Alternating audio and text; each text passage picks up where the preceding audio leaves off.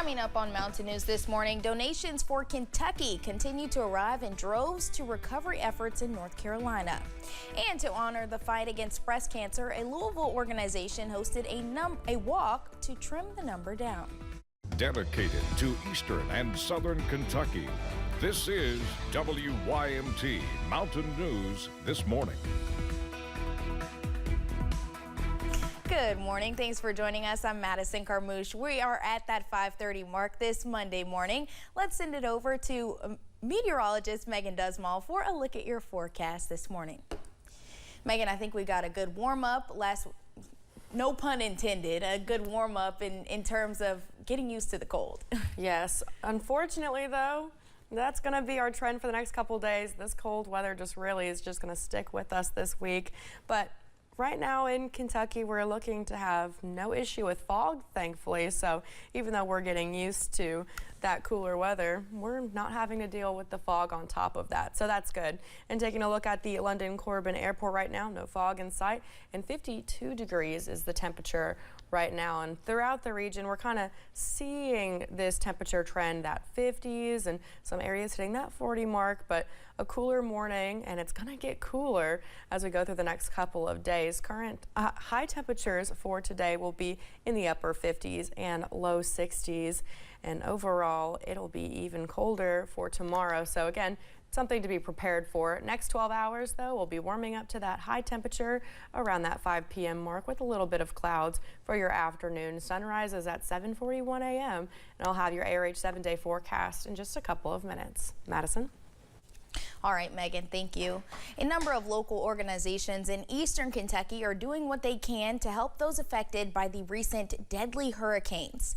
WYMT's Jack Demler tells us about one group that just delivered donations to North Carolina. Truckloads of supplies fill the Canton First Baptist Church in North Carolina. So again, we just want to thank you for what you're doing for our community. And the love of God is the most important thing, and that's what we're seeing here in Kentucky and what they're seeing in North Carolina and Tennessee and the surrounding areas. The donations come from a number of places in eastern Kentucky, like Jubilee Christian Assembly of God.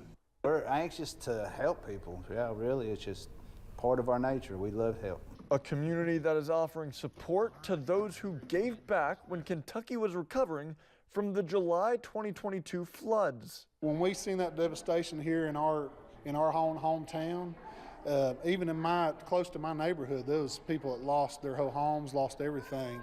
And it's just amazing to see in that type of destruction how the love of God is being displayed and how people from other states would come in like that and bring in trucks and supplies and cleaning up this, because there's nothing more devastating than severe weather. Pastor Matthew May says the support comes from more than just their community and is a way to show God's love. When disaster and destruction hits, people respond. One day after sending donations to North Carolina, the church is collecting more donations to send to Tennessee, continuing to help those in need. In Pikeville, Jack Demler, WYMT Mountain News. For more information on how to donate, contact Jubilee Christian Academy of God at 606-437-0292.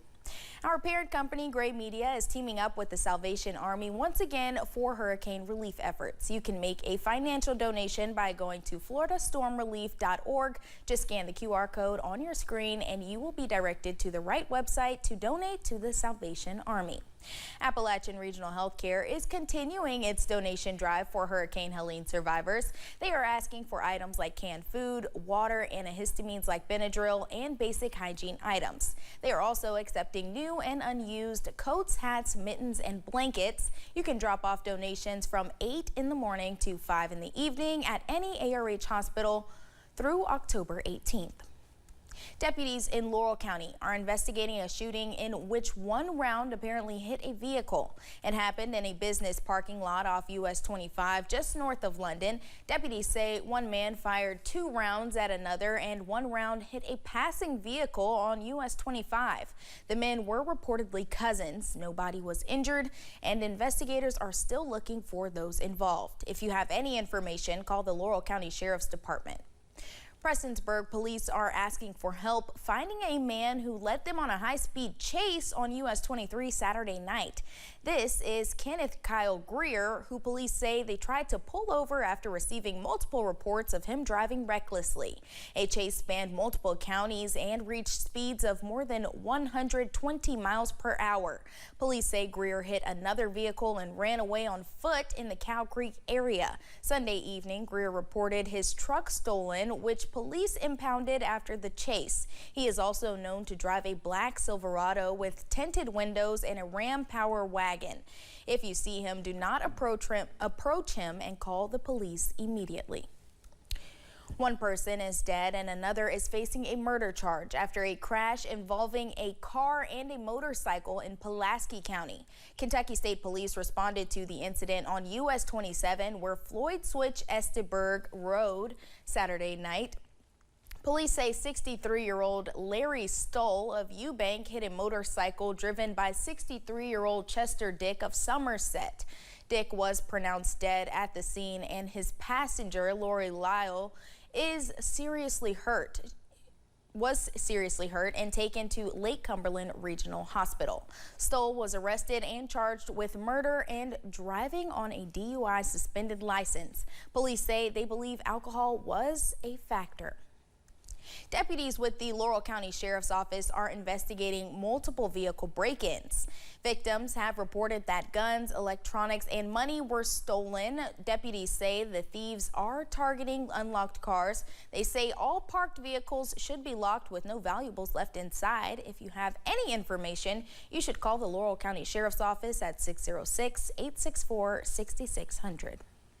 A Somerset woman is facing charges after police noticed a vehicle parked in a no parking area of a boat ramp parking lot. Last week, a deputy noticed a woman who appeared to be passed out. After speaking to Jessica McKee, police noticed an odor of marijuana coming from the vehicle. During a search of the vehicle, police found a baggie containing suspected meth and a glass pipe. McGee was taken to the Pulaski County Detention Center. In Harlan County, 12 people are behind bars following a drug roundup. Members of the sheriff's office, as well as a couple of police departments, collaborated to make the arrest in the Wallens and Clover Fork communities Thursday. All of the people arrested were charged with trafficking in a controlled substance. For the names of those arrested, you can go to this story at WYMT.com. The sheriff's office says more arrests are pending. Every 12 minutes, an American woman dies from breast cancer. One of the most prominent organizations focused on fighting the disease hosted a walk in Louisville to cut that number down. The Susan G. Komen Foundation hosted their More Than Pink walk at Slugger Field. Around 3,000 people turned out for it, and all of the money raised funds to support those who are facing the disease. But it gives you so much excitement that other people validate you of exactly how you feel every single day. And everything that they go through, I go through, and it just validates myself of what I've been going through. You can donate to their mission at komen.org. At least 4 people were hurt in Louisville after a plane crashed into a vehicle near Baptist East Hospital. 2 were in the plane and 2 were in the car police say was hit by the plane. St. Matthews police say the plane lost power as it was trying to land at Bowman Field. Our sister station in Louisville reports a student pilot and flight instructor were on board at the time. Officials say they do not believe the injuries are life-threatening. Funerals were hosted yesterday for 2 of the 3 people killed in a medical helicopter crash in Owen County earlier this week. Investigators say their helicopter hit a wire and went down in a wooded area. Flight paramedic James Welsh's funeral was Sunday morning in Cold Springs. Flight nurse Bethany Aiken's memorial service was this afternoon in Louisville. Services for pilot Gail Butch Allman Jr. will be in Michigan at a later date. Governor Andy Beshear has ordered flags to be lowered to half staff yesterday to honor the 3. A longtime Alice Lloyd College professor has died. Paul Beasley taught in the education department at the school. Alice Lloyd College President Jim Stepp says Beasley continued to support the college after he left. Stepp says Beasley will be missed.